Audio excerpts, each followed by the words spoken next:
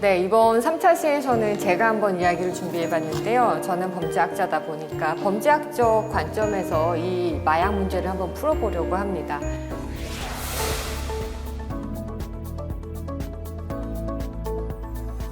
범죄학에서 바라보는 왜 사람들이 마약에 빠지게 되는가, 누가 더 많이 빠지게 되는가를 좀 설명하는 이론들을 좀 소개를 하려고 합니다. 첫 번째로는 범죄는 학습이다라고 바라보는 관점이에요. 사회학습 이론이라고 하는데 내가 친한 집단이 누구인가, 그리고 무엇을 배우는가, 그리고 상호작용을 어떻게 하는가가 상당히 중요하다라는 거예요. 주변의 친구, 친한 친구가 범죄에 대해서 어떠한 태도를 가지고 있는가가 상당히 중요한 거죠. 이 마약 범죄도 똑같습니다. 주변에서 마약을 하고 그것이 나쁘지 않다라는 이제 보상을 계속 보여주고, 그리고 그걸로 인해서 즐거움을 받는 모습을 계속 보게 되면은 나도 모르게 마약을 상황에 따라서는 그렇게 나쁜 것이 아닐 수도 있어, 혹은 마약을 하면 즐거움을 얻을 수도 있어 라는 생각이 강화가 되면서 유혹이 왔을 때 나도 모르게 조금 더 쉽게 선택을 할 수 있게 된다라고 바라보는 이론이 이제 사회학습 이론이거든요. 친밀하게 상호작용을 하는 집단이 그런 권유를 하게 되면은 조금 더 쉽게 빠져들게 된다라고 보는 것이죠. 그럼 마약을 하는 게 오히려 합리적으로 느껴질 수도 있겠네요. 그 사람들 입장에서는 이제 합리적으로 선택을 했다라고 생각을 하게 되는데, 범죄학에서 말하는 합리적 선택 이론을 조금 더 살펴봐야 될 것 같아요. 왜냐하면 인간이라는 존재가 원래는 쾌락을 추구하는 존재라고 보는 거죠. 이 쾌락이 막 너무 즐거운 것을 추구하고 이런 존재를 바라보는 게 아니라 어떤 의사결정에서든지 자기의 이익을 극대화하는 방향으로 의사결정을 내리기 때문에 인간이 계산을 하고 계산에서 유리한 쪽으로 결정을 한다라고 보는 관점이 합리적 선택 이론이거든요. 근데 지인이 권유를 하는데 지인은 처벌을 받지도 않고 그걸로 인한 즐거움만 계속 받는 것을 목격을 하게 되면서 이 사람이 나 역시도 이거를 하면 실제로 처벌받지 않을 거야, 혹은 잡히지 않을 거야 라는 생각, 플러스 알파로 즐거움은 더 커질 수도 있구나 라는 생각을 하게 되면서 사실 마약을 선택하게 될 수 있다라고 보게 되는 것이죠. 근데 심리학이나 뇌과학에서 말했던 의사결정 그 체계랑도 아주 일맥상통하네요. 예. 내 지인이 붙잡히지 않고 내 지인이 마약을 하니까 나도 붙잡히지 않을 것이고 나 역시도 처벌받지 않을 것이야 라는 생각을 하게 되지만, 이것은 사실 한국의 사법체계를 너무나 만만하게 본 상황이라고 저는 생각을 하거든요. 이 처벌이 처벌로서 작동을 하기 위해서는 처벌은 확실하게도 작동을 해야 되고, 처벌은 엄격하게도 작동을 해야 되고, 처벌은 신속하게도 작동을 해야 합니다. 근데 한국의 이 마약범에 대해, 마약사범에 대한 처벌의 모습을 보면 꽤 상당히 엄격한 기준을 가지고 있고요. 그리고 꽤 상당히 빠르게 신속하게 마약사범들을 잡고 있고, 확실성 정도도 상당히 높기 때문에 실질적으로 내 지인이 붙잡히지 않았다라는 그 단기적인 모습만 보고 나 역시도 거기에 빠져든다 하더라도 붙잡히지 않을 것이라는 아니란 생각은 절대 하면 안 된다. 한국의 마약범죄에 대한 처벌 기준은 그렇게 호락호락하지 않습니다. 마약 수사 과정이 어떻게 되는지 살펴보게 되면 한 명을 붙잡고서 여러 명을 찾아나는 스노우볼 형식으로 수사를 하게 되기 때문에 지금은 안 붙잡힐지 모르겠지만 이게 언제 붙잡힐지 모르지만 다 잡힌다, 처벌의 확실성이 상당히 높은 범죄 유형이다라고 알고 사실 경각심을 좀 가져야 됩니다. 세 번째로 설명을 드릴 내용은 일반 긴장 이론이에요. 이전에 다른 범죄학적 이론들은 특정한 사람들이 범죄를 많이 저질러 라고 이제 전제하는 집단들이 있었거든요. 근데 이 일반 긴장 이론은 우리 모두가 다 범죄자가 될 수 있어 라고 이야기를 합니다. 그렇기 때문에 주부, 그리고 회사원, 학생 모두가 다 이 범죄를 저지를 수 있는데, 1차적인 특징은 긴장입니다. 긴장. 삶에서의 긴장. 취업을 실패한다거나 누군가에게 욕을 들었다거나 나를 부정하는 이런 상황들이 생기는 그런 부정적인 상황을 직면했을 때, 혹은 나를 행복하게 했던 요인들이 사라지는 거예요. 긍정적인 자극이 소멸이 됐을 때 이제 사람들이 긴장을 느끼고 우울감을 느끼게 되겠죠. 긴장을 느꼈을 때 사람마다 이것을 표출하는 방법이 모두 다 달라요.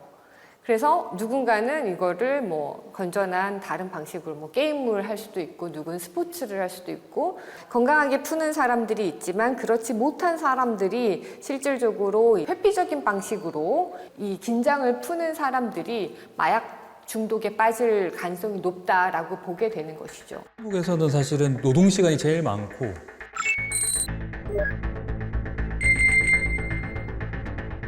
그러니까 긴장이 스트레스랑 사실 저는 같이 들리는데 가장 그쵸. 스트레스를 많이 받는 상황에서 그러니까 좋은 쪽으로 풀어야 되는데 나쁜 쪽인 마약으로 가기가 쉽다. 그러니까 예. 아마 긴장이 이루어진 거예요. 그렇죠. 그러니까 제가 가장 우려하는 내용 중에 하나가 이 직장인들이 노출되는 이 스트레스, 긴장의 정도가 상당히 높거든요.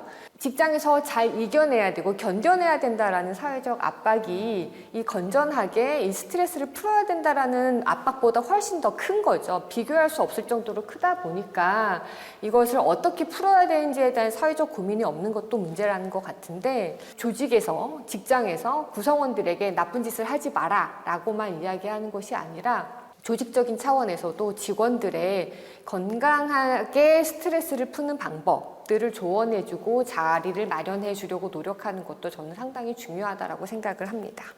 많은 범죄가 재발을 하는데 그 중에서도 유독 이제 마약류 범죄가 재발 확률이 높은 걸로 알고 있는데 그게 범죄학적으로 어떤 이유가 있을까요? 마약 사범의 문제가 심각한 이제 나라들을 좀 살펴보면 형사사법 체계가 미국에서는 이제 마약 사범들도 강력한 처벌이 우선이 아니라 어떻게 치료받고 재활해서 사회에서 사회인으로서의 제 기능을 할 수 있게 해줄까를 고민을 먼저 하는 모습을 보여주는 게 이 마약법원이거든요.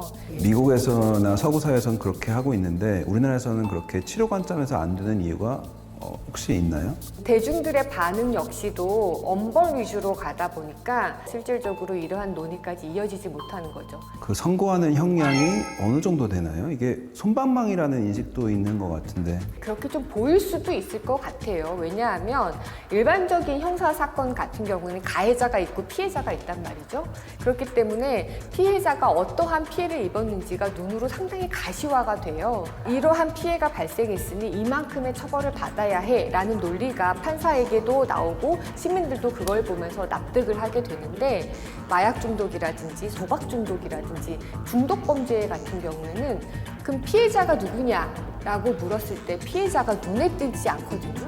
그래서 저희 쪽에서는 victimless crime, 피해자가 없는 크라임이다 라고 이야기를 해요. 그러면은 피해자가 진짜 없느냐? 이 사람의 이 개인적인 선택으로 나타나는 이 피해는 사회가 갖게 되는 것이거든요.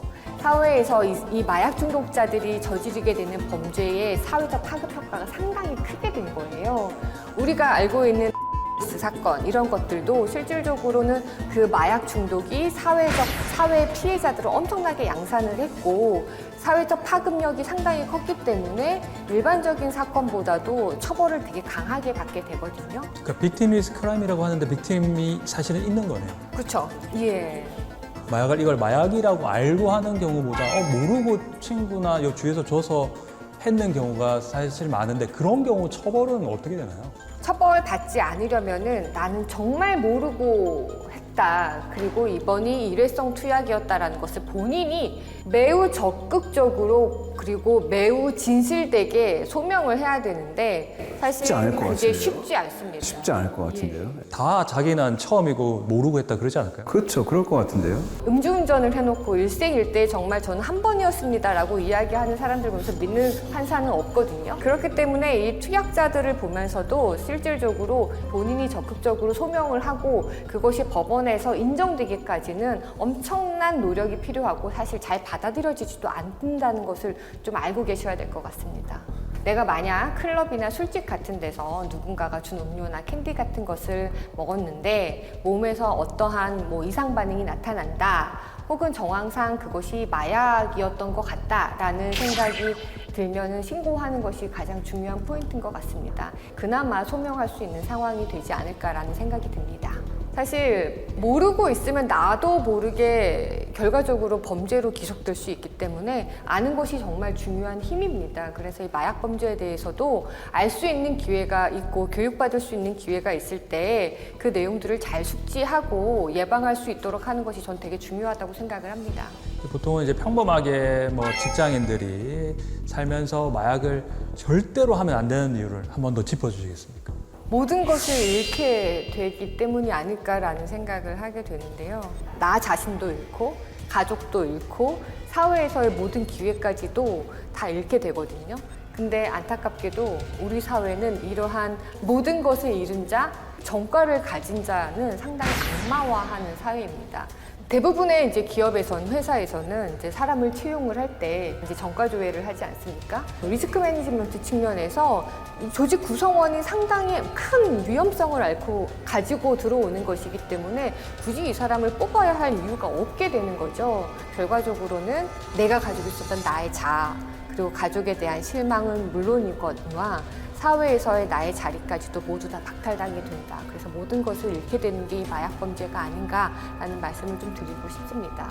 또 말씀을 드리고 싶은 건 이건 중독과 관련된 내용이고 요즘에 또 다른 직장인들이 많이 노출되는 범죄 유형 중에 하나가 드라퍼거든요. 혹시 들어보셨나요, 드라퍼? 들어본 것 같아요. 예. 네.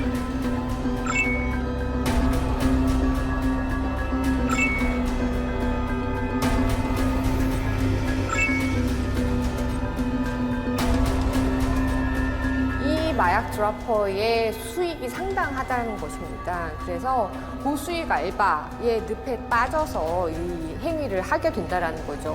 하지만 이 드라퍼는 투약자보다도 훨씬 더 처벌 강도가 높습니다. 와. 예를 들어서 투약자가 뭐 1년 이하의 징역을 선고받았다라고 한다면 이 드라퍼가 받을 수 있는 이 처벌 수준은 징역 7, 8년까지 가게 됩니다. 그 마약을 안 하고 운반한 것 자체로도 오히려 마약한 사람들도 훨씬 큰 처벌을 받겠네요. 훨씬 더 큰 처벌을 받게 됩니다. 근데 이게 모르니까 하는 거 아닐까요? 사람들이 그냥 돈 많이 주니까 뭐 이게 뭐 마약인지 아닌지 관심도 없고 아, 그러게요. 그다음에 배달만 하는데도 좀 비싼 거야 몰랐어 이렇게 나오지 않을까요? 근데 실질적으로 드라퍼는 자기가 그 행동을 하는 게 드라퍼인 것을 모를 리가 없습니다. 진짜 돈을 많이 주니까 예. 평성적인 것보다는. 그래서 내가 몰랐다는 거를 입증하기가 매우 힘들겠네요. 입증이 된다 하더라도 처벌을 받습니다. 저희가 확실하게 알고 넘어가야 될 내용 중에 하나가 이 마약 사범 안에는 투약뿐만이 아니라 알선, 매매, 공급, 운반, 제조 이 마약류와 관련된 모든 행위가 다 들어가 있거든요. 그런 점에서 이제 마약과 관련해서 마약류에 대해서는 애초에 어떠한 호기심도 갖지 않고 있는 것이 중요하고 유혹이 중간에 오더라도 강력하게 거절해야 된다라는 의식 그리고 그 태도를 갖는 것이 되게 중요할 것 같습니다. 혹시나 이제 안 하는 게 당연히 중요하지만 혹시나 우리가 마약에 나도 모르게 노출됐을 때는 즉시 전문가의 그런 도움을 받는 게 법적으로나 의학적으로나 필요한 것 같습니다. 그래야지만 범죄자까지 이어지는 상황을 막을 수 있을 것 같습니다. 맞습니다. 그리고 의학적으로도 우리 연구적으로도 봤을 때 초기에 끊으면 손상됐던 것들이 많이 가역적으로 돌아온다는 그런 결과가 많기 때문에 처음 접했더라도 최대한 빨리 끊고 빨리 멈추는 것이 매우 중요한 것 같습니다.